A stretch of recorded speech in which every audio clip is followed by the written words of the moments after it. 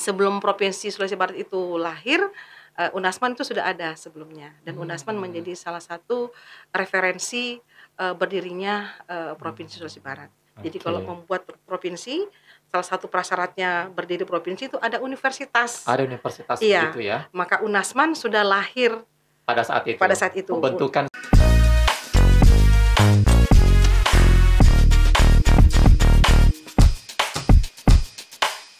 Assalamualaikum warahmatullahi wabarakatuh. Selamat datang di podcast Orkes, obrolan kekinian Sulawesi Selatan, dan nantinya juga akan menjadi Sulawesi Barat seperti itu ya. Dan saat ini saya masih bersama dengan Usmarlah Haji, sang pengiring orkes. Dan saat ini saya kedatangan tamu, narsum saya kali ini atau bintang tamu saya kali ini.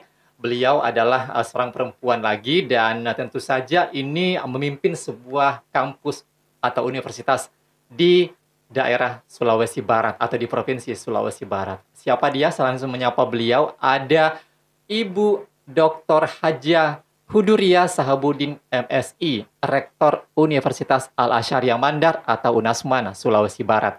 Assalamualaikum, selamat datang di podcast Orkes, Bunda. Apa kabar? Waalaikumsalam warahmatullahi wabarakatuh. Terima kasih saya sudah diundang dalam obrolan kekinian Sulawesi Selatan dengan Yuma tentunya. Salam silaturahmi, salam kenal ya. Senang bisa hadir di sini. Gimana suasananya di sini, Bunda? Alhamdulillah, saya sudah pernah juga diundang, dan ini yang kedua kalinya saya diundang lagi di sini. Oke. Dan ini saya sudah lama ingin sebenarnya ingin menjadikan bintang tamu Bunda di studio podcast Orkes ini, tapi baru kali ini kesempat ya kita berbincang-bincang di podcast Orkes ini, Bunda. Nah, tadi Bunda kapan ke Makassar sih kemarin ya? Hari Senin kemarin. Senin kemarin ya. Kesini, ya. Dan akhirnya menyempatkan waktu datang ke podcast Orkes ini. Waduh, senang sekali saya ini, Bunda ya. Dan tentunya kita akan berbincang-bincang ini, Bunda, seputar Universitas Al-Asyariah Mandar atau Unasman yang merupakan kampus yang besar di Sulawesi Barat. Bukan begitu, Bunda ya? Iya, seperti itu. Yang pertama dan yang terbaik di Sulawesi Barat. Waduh, luar biasa Unasman ya. Dan ini kita akan bincang-bincang. Nah, mungkin saya mau tahu dulu nih, Bunda, bagaimana bisa diceritakan sedikit tentang awal berdirinya Unasman ini, Bunda. Silakan. Iya. Terima kasih Dinda Yuma.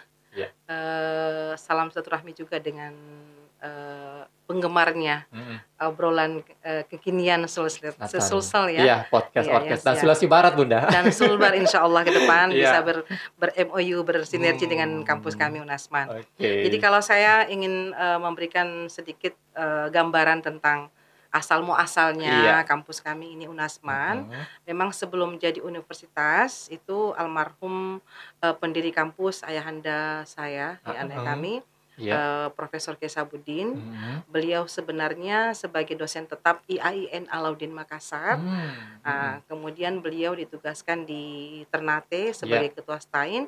Sembari beliau diberi amanah menjadi ketua STAIN, beliau juga bersama tokoh-tokoh masyarakat, tokoh pendidik, tokoh agama di daerah Polewali Mawasa ketika itu. Sekarang Polewali Mandar itu berkumpul, berdiskusi, ingin membentuk sebuah perguruan tinggi.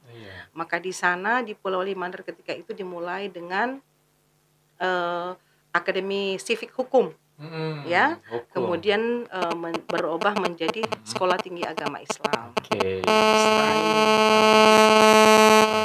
STAI. Jadi setelah itu Sekolah Tinggi Agama Islam kemudian berkembang, diskusi lagi mereka untuk membuat lagi sekolah tinggi keguruan dan ilmu pendidikan. Sampai lahir lagi sebuah sekolah tinggi yang namanya Sekolah Tinggi Pertanian. Dari 3 sekolah tinggi ini, maka ketika itu tokoh masyarakat, tokoh agama, tokoh pendidik lagi berdiskusi merencanakan membuat sebuah provinsi Sulawesi Barat. Nah, sebelum Provinsi Sulawesi Barat itu lahir, Unasman itu sudah ada sebelumnya, dan Unasman menjadi salah satu referensi berdirinya Provinsi Sulawesi Barat. Jadi kalau membuat provinsi, salah satu prasyaratnya berdiri provinsi itu ada universitas. Ada universitas gitu ya. Maka Unasman sudah lahir pada saat itu. Pembentukan Sulawesi Barat. Jadi Unasman lahir SK-nya tepatnya di bulan April 2004 dan Sulawesi Barat lahir 2004 bulan September. September 2004 2004. ya. Jadi hampir UNASMAN bersamaan dengan terbentuknya Sulawesi Barat. Iya, UNASMAN gitu. menjadi referensi Gitu. terbentuknya Provinsi Sulawesi Barat. Iya. Oke, Nah, jadi seperti itu. jadi asal muasalnya Asal seperti muasalnya itu iya, ya jadi Bunda 3 ya. sekolah tinggi kemudian menjadi Universitas. universitas. Dan sampai saat ini ya. Ya, sampai saat ini. Luar biasa UNASMAN perjalanan terbentuknya Iya, ya. Awalnya dari sekolah tinggi akhirnya menjadi sebuah iya. kampus universitas. Jadi Universitas Al Azhar Mandar ini atau UNASMAN itu universitas yang pertama di Provinsi Sulawesi Barat. Di Sulawesi Barat. Oke. Nah, kalau boleh tahu visi dan misinya seperti apa sih Bunda? Bisa ditahu juga nih, singkat-singkat aja. Secara singkat gitu. itu visi dan misinya tentunya kita ingin melahirkan atau menciptakan alumni-alumni atau generasi-generasi yang tidak hanya cerdas ilmu, tetapi cerdas dalam artian agama dan budaya. Jadi dia itu bersinergi antara pendidikan, kemudian agama dan budaya. Oke. Itu ya visi dan misinya ya Bunda ya. Oke. Nah, kalau boleh tahu ini Bunda, untuk fakultas apa saja yang dibuka di UNASMAN hingga saat ini? Bisa disebutkan mungkin, diuraikan ya di sini Bunda. Oke. Jadi di UNASMAN itu sejak awal lahirnya terdiri dari 6 fakultas, 12 program studi. Jadi fakultas yang pertama Fakultas Guru dan Pendidikan, ada Pendidikan Bahasa Indonesia, kemudian prodinya, kemudian Pendidikan Matematika dan Pendidikan PKN. Kemudian Fakultas Ilmu Pertanian, ada 3 program studi juga. Fakultas Peternakan, Agribisnis dan Agroteknologi. Nah, kemudian Fakultas Ilmu Sosial dan Pemerintahan, ada 2 program studi. Ada Prodi Pemerintahan dan Prodi Ilmu Komunikasi. Kemudian Fakultas Ilmu Komputer, ada 2 program studi. Yang pertama Sistem Informasi, kemudian Teknik Informatika.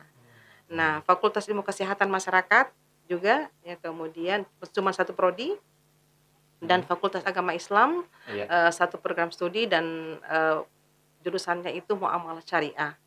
Nah, saat ini prodi Agama Islam kami sedang kembangkan untuk bertambah program studinya, ada manajemen pendidikan.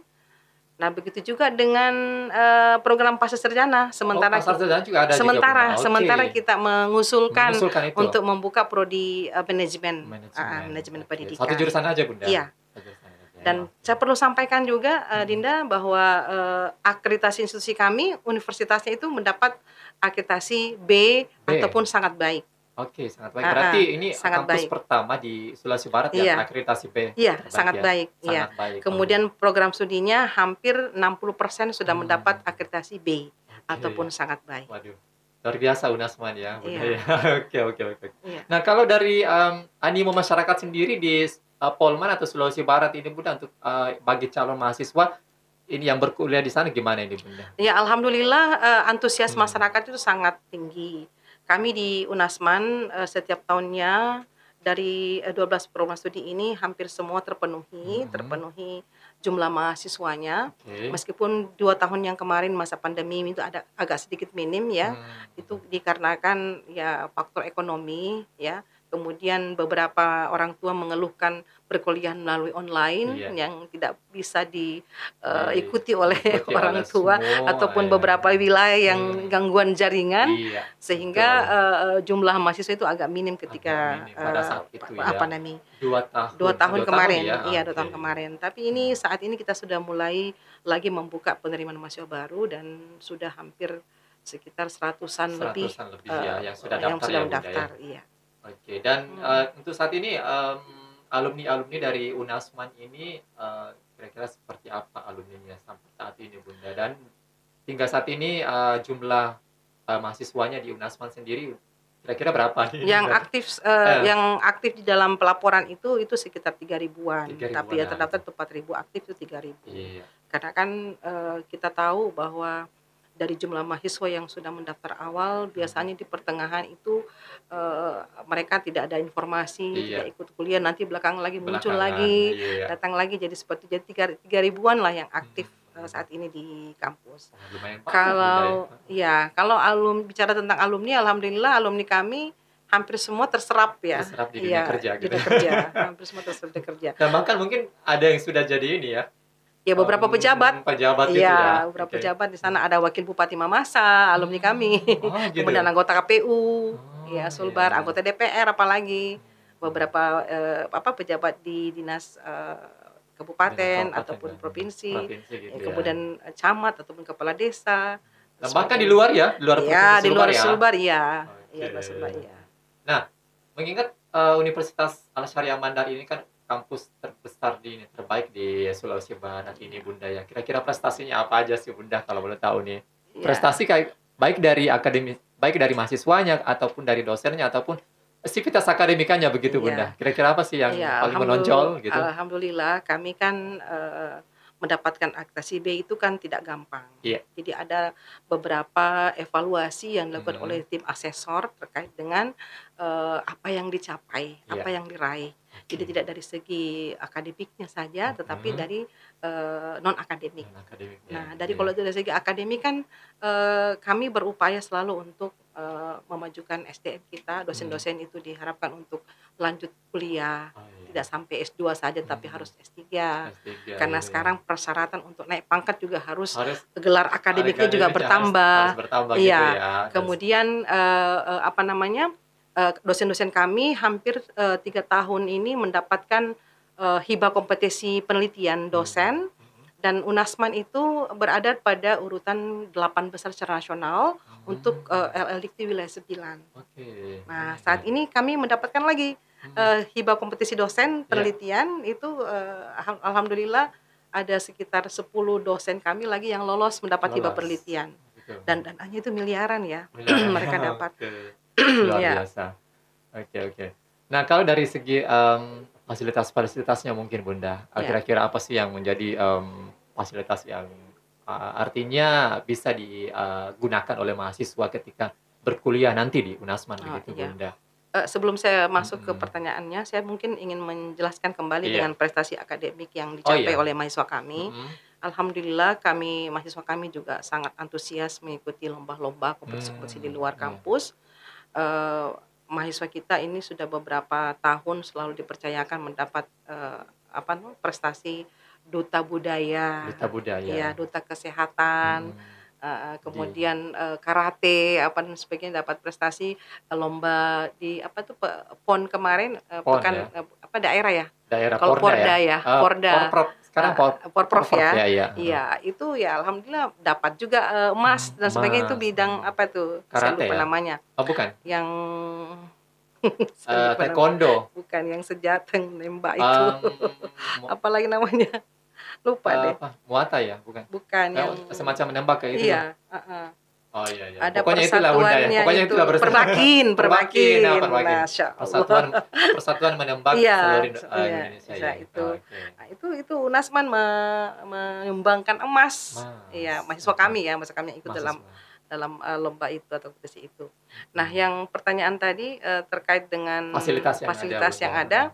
Jadi kami ini UNASMAN masih dalam proses pembenahan dari segi sarana dan prasarana, utamanya laboratorium, labnya itu kami karena mahasiswa kita ini khususnya mahasiswa komputer itu agak lebih jumlah mahasiswanya, sehingga kami menambah menjadi 3 lab komputer di kampus. Gitu ya. Kemudian kita berupaya membenahi lab micro teachingnya untuk Fakultas Keguruan Pendidikan, kemudian lab IPA. Nah, itu yang kita lagi sekarang dalam proses pembenahan. Selain itu di kampus itu Dinda punya lembaga bahasa dan karakter building. Nah, lembaga bahasa dan karakter building ini wajib diikuti oleh semua mahasiswa kita pada saat mereka baru masuk kuliah sampai dengan 4 semester. Mereka itu kita harapkan di sela-sela di luar perkuliahan mereka ikuti program bahasa Inggris. Dan mereka mungkin tidak diharapkan harus lancar atau dalam bahasa Inggris, tapi minimal mereka paham. Bisa dalam bahasa Inggris.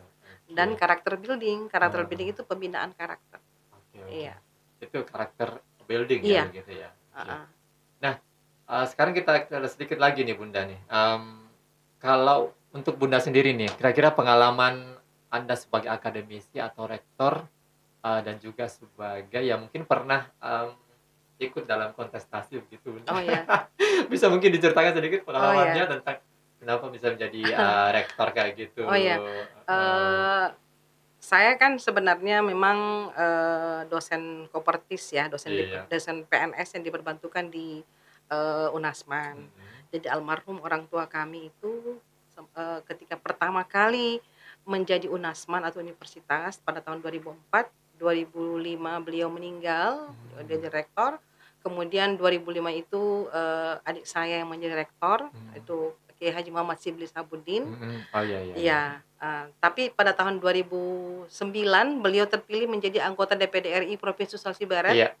Nah, sehingga beliau memberikan amanah kepada saya untuk meneruskan perjuangan beliau menjadi rektor, karena beliau tidak bisa lagi membagi waktu untuk menjadi rektor dan sebagai anggota DPD RI untuk Provinsi Sulawesi Barat. Jadi beliau menjadi ketua yayasan dan saya diamanahi menjadi rektor pada tahun 2010. Rektor pertama perempuan?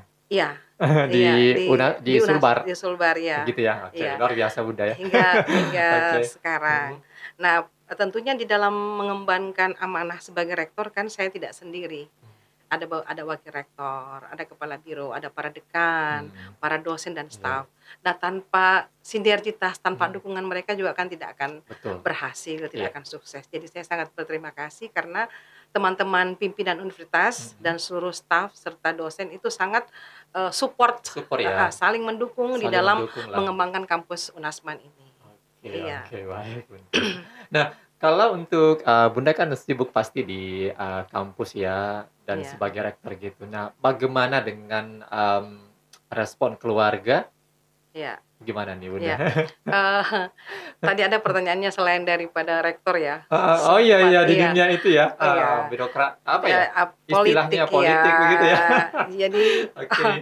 Jadi sebenarnya memang saya kemarin pada tahun 2013 salah satu kandidat calon bupati.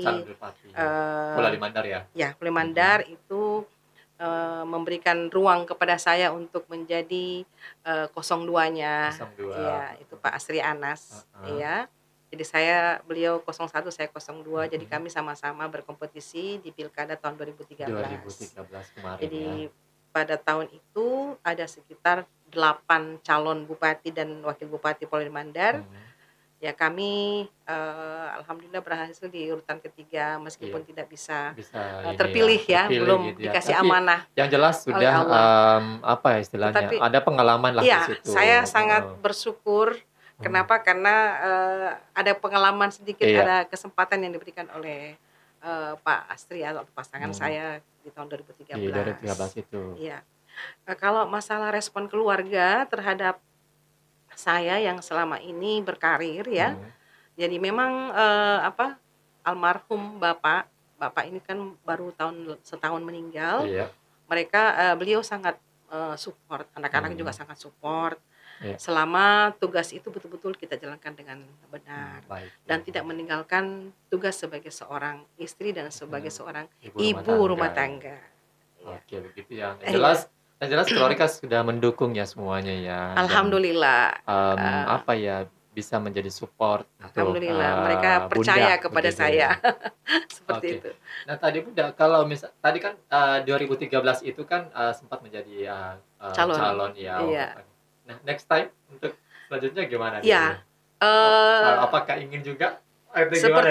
Sepertinya ingin kembali mengulang pengalaman 2013.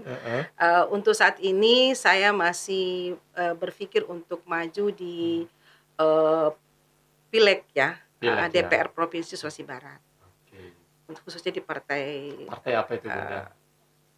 Atau masih rahasia? Apa mungkin bisa di ini. Ya, nantilah ke depannya ya akan tahu partai apa sih. Yang jelas rencana itu ada, tapi belum juga ini. Kita masih dalam sifatnya masih rencana. Kalau untuk periode selanjutnya Bunda sampai kapan sih menjadi rektor universitas? Saya sebenarnya masa tugas saya sudah berakhir 9 Mei. Dan insya Allah kemarin sudah ada rapat senat lagi untuk pemilihan rektor selanjutnya ya. Alhamdulillah saya masih diberi kesempatan untuk periode ini untuk menjadi rektor dan mudah-mudahan di akhir bulan Mei ini atau bulan Juni akan ada pelantikan rektor kembali. Dan kalau untuk saat ini Bunda menjadi rektor yang sudah masuki periode ketiga seperti itu Bunda ya. Iya. Kira-kira program apa saja yang ingin dijalankan dalam mengelola UNASMAN begitu Bunda? Iya. Jadi masih banyak hal yang perlu kita Iya. kembangkan khususnya di kampus. Di kampus ini kan utamanya penambahan program studi. Oke. Iya. Dan yang baru? Penambahan. Jadi saat ini kan kami sementara membuat program studi yang baru di Fakultas Ilmu Sosial. Kita akan buka prodi administrasi publik dan hukum. Kemudian di kemudian di Fakultas Kedokteran Pendidikan juga ada program studi baru yang akan direncanakan oleh teman-teman. Saya belum tahu prodi apa, yang jelas masing-masing fakultas sekarang membenahi diri untuk menambah program studi. Nah, itu yang perlu kita lakukan.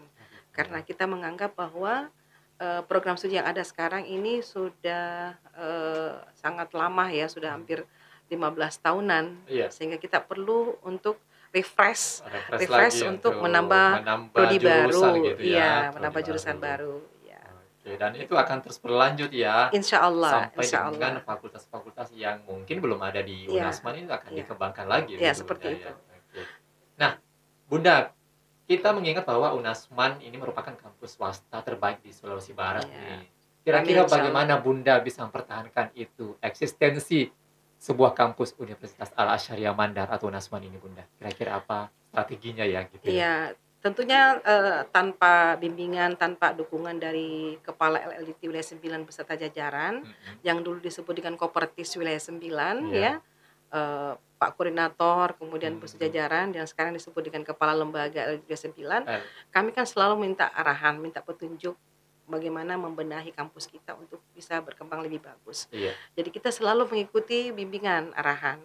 Kenapa kita tidak ingin keluar jalur sehingga melanggar regulasi atau aturan yang sudah dikeluarkan oleh kementerian yang kemudian diteruskan kepada kami khususnya PTS. Nah, saat ini kan Menteri Pendidikan membuat regulasi terkait dengan Merdeka Belajar, Kampus Merdeka, yang saat hampir semua perguruan tinggi negeri maupun swasta itu menjalankan program itu, di mana Bapak Menteri itu meminta atau mengharuskan mahasiswa tidak hanya belajar di kampus tetapi belajar di luar kampus. Luar kampus juga boleh ya. Jadi selama 3 semester itu mereka harus belajar di luar kampus, tidak perlu belajar di kampus, tetapi ini tidak wajib. Hanya setiap perguruan tinggi baik negeri maupun swasta harus menjalankan program itu. Nah, alhamdulillah kami UNASMAN melakukan berbagai kerjasama ya, termasuk dengan podcast ini. Tentunya kita akan melakukan kerjasama supaya bisa juga punya podcast ya di UNASMAN. Kemudian kita membangun kerjasama dengan beberapa perguruan tinggi baik negeri maupun swasta, kemudian dinas-dinas, pemerintah provinsi bahkan kabupaten, kemudian berbagai organisasi-organisasi yang terkait bisa membangun sinergitas untuk bisa menambah pengetahuan ataupun wawasan baik dosen maupun mahasiswa kita di UNASMAN. Nah, untuk pengembangan sendiri Bunda, pengembangan UNASMAN sendiri ada rencana tidak? Apalagi di era digital saat ini, ada tidak pengembangan? Apakah nanti UNASMAN akan dibuka di daerah ini atau mungkin kayak gimana gitu Bunda? Kampus 1, kampus 2, kampus 3 dan seterusnya begitu. Ya, kita akan lakukan seperti itu. Apalagi kan sekarang regulasi kementerian juga tidak lagi mengharuskan offline tetapi online, sehingga mungkin kita akan membuka kelas khusus yang namanya eksekutif kelas. Eksekutif kelas dalam artian mahasiswa yang kebetulan punya kegiatan sebagai seorang PNS ataupun bekerja di perusahaan itu dimungkinkan untuk mengikuti proses perkuliahan melalui online, dan tatap mukanya itu tidak perlu tiap hari, tetapi hanya sekali seminggu ataupun 2 minggu sekali. Nah, itu. Iya. Kalau untuk di UNASMAN sendiri Bunda, apa ada tidak semacam beasiswa untuk mahasiswa yang mungkin yang kurang mampu atau kayak gimana gitu untuk disiapkan di pendaftaran mahasiswa baru nanti? Atau yang sedang berlangsung saat ini? Kalau selama ini UNASMAN kan selalu mendapat bidik misi, kemudian yang sekarang sudah berubah nama menjadi KIP, Kartu Indonesia Pintar. Dan alhamdulillah UNASMAN mendapat hampir 100 mahasiswa. Kalau program khusus dari yayasan kami Al-Asyariah Mandar juga memberikan beasiswa kepada mahasiswa yang berprestasi.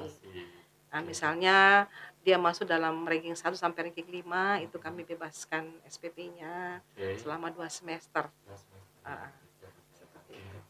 Oke. Nah, kalau untuk kualitas dosen sendiri nih Bunda, gimana nih caranya Bunda untuk bisa meningkatkan kualitas dosen di kampus ini? Ya, Khususnya di di dosen-dosen yang ada di Unasman, Unasman ya. gitu Jadi Bunda. alhamdulillah kami selalu melakukan memberikan izin mereka untuk ikut pelatihan-pelatihan, ya, pelatihan dosen untuk menambah wawasan dan kualitas dosen. Internal Unasman juga melakukan workshop, pelatihan-pelatihan, dan kita lakukan itu kerjasama teman-teman kami dengan beberapa narasumber dari luar, kalau memang dibutuhkan dari luar narasumbernya. Nah, ini yang menjadi motivasi kita khusus dosen ini untuk bagaimana dosen itu termotivasi untuk ikut penelitian, mau menulis. Nah, ini masih agak sulit nih karena belum semua dosen Unasma yang sadar diri untuk ikut penelitian. Bahkan menulis buku pun masih kurang. Iya, jadi padahal sebenarnya sebagai dosen kan harus bisa ikut penelitian, harus menulis buku dan sebagainya untuk mengurus pangkat akademiknya, untuk naik pangkat. Nah, tidak bisa kalau tidak tidak menulis, iya, seperti itu. Tapi masih ada yang jadi ada beberapa dosen kami yang masih tidak punya waktu untuk menulis, masih lebih fokus pada proses pembelajaran saja. Seperti itu. Oke Bunda. Nah, kalau untuk kerjasama dengan kampus lain Bunda, selama ini apa mungkin Unasman ada kerjasama dengan kampus lain, misalnya di daerah Jawa ataupun di Sulawesi atau bahkan di luar negeri? Iya, kami sudah pernah lakukan kerja. Saya kan kebetulan di tahun 2017 pernah ke Serbia. Ketika itu dengan koordinatornya Profesor Andi Niartingsi, ada beberapa pimpinan PTS yang berangkat itu melakukan kerjasama di 3 perguruan tinggi di Serbia. Cuman saya lupa nama-namanya kan agak susah nama-nama Serbia itu. Nah, kemudian pada tahun 2019 kalau tidak salah, dengan kepala LLDIKT Prof. Jasruddin, ya, beliau mengajak hampir 50 pimpinan PTS berangkat ke Amerika, dan kita melakukan leadership pelatihan kepemimpinan dan kerjasama langsung dengan apa sih namanya perguruan tinggi yang di Amerika itu, saya lupa namanya. Pokoknya di Amerika lah. Iya, di sana 2019. Kerjasama dengan Unasman. Iya, gitu sudah ada. Kalau di tingkat nasional kami pernah kerjasama dengan UT, Universitas Terbuka. Iya, Jakarta. Kemudian di Malang, ada juga di Jakarta, IPMI namanya, Institut Pengusaha Muda Indonesia itu.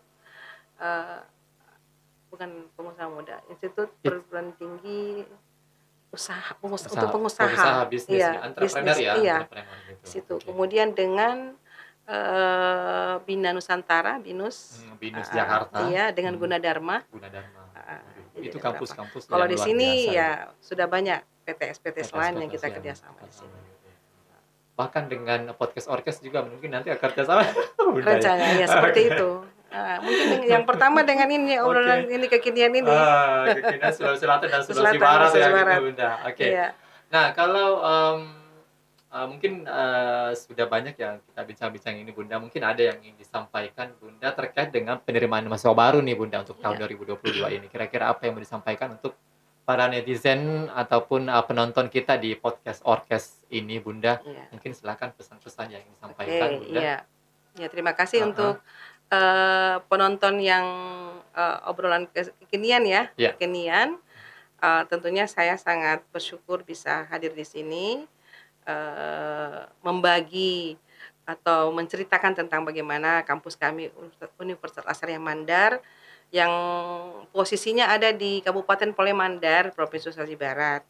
Saya tentunya ingin menyampaikan kepada seluruh masyarakat, khususnya di Sulawesi Barat, bahwa menyekolahkan atau memberikan anak kesempatan untuk lanjut kuliah itu tidak perlu jauh-jauh, ya. Carilah kampus yang ada di Sulawesi Barat. Kebetulan kami di Polewali Mandar, di Unasman, tidak ada lagi perbedaan antara perguruan tinggi negeri dan swasta. Yang membedakan adalah akreditasinya. Jadi anak-anak yang mau kuliah Nggak perlu khawatir kalau kuliah di PTS atau di swasta. Mengapa? Karena tidak ada lagi perbedaan antara kampus swasta dan negeri. Nah, yang membedakan adalah hanya akreditasinya. Akreditasinya saja. Nah, Unasman sudah akreditasi B institusinya. Ya. Jadi belum tentu yang negeri juga mempunyai atau memiliki akreditasi B begitu ya, Bunda? Iya, seperti itu. Iya, belum tentu. Alhamdulillah kami diberi amanah oleh BAN PT atau Badan Akreditasi Nasional Perguruan Tinggi. Kami mendapatkan akreditasi B ataupun sangat baik. Sangat baik. Dan program studinya 60% kami sudah mendapat B ataupun sangat baik. Semuanya ya? Hampir 60%. Dan karena yang prodi lain ini yang masih C atau baik itu masih dalam proses reakreditasi. Menunggu untuk divisitasi. Nah, Anda mungkin sudah dengar seperti apa sih yang tadi diperbincangkan oleh saya dan juga Bunda Rektor Universitas Al-Syariah Mandar Unasman Sulawesi Barat, Bunda Dr. Haji Huduria Sahabudin MSI. Dan tadi sudah banyak semua, baik dari fasilitasnya, kemudian mahasiswanya, jurusan-jurusan yang ada di sana. Nah, kalau Anda ingin berkuliah, silakan datang di Unasman ya, di kampus Universitas Al-Syariah Mandar di Jalan Budi Utomo, Polewali, Mandar, Sulawesi Barat pastinya. Oke, terima kasih banyak Bunda. Sama-sama. Sudah hadir di podcast Orkes ini, obrolan kekinian Sulawesi Selatan dan Sulawesi Barat ya. Iya, amin. Dan sudah hadir di sini. Terima kasih banyak sekali lagi. Sukses untuk Bunda, sukses juga untuk Universitas Al-Syariah Mandar Unasman Sulawesi Barat. Oke, terima kasih sekali lagi Bunda. Assalamualaikum warahmatullahi wabarakatuh. Waalaikumsalam warahmatullahi wabarakatuh.